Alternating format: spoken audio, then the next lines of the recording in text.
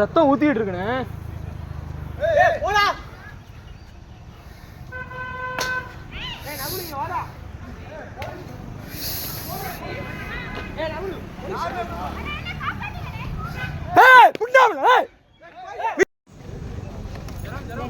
தண்ணி எடுத்து தண்ணி கொடு.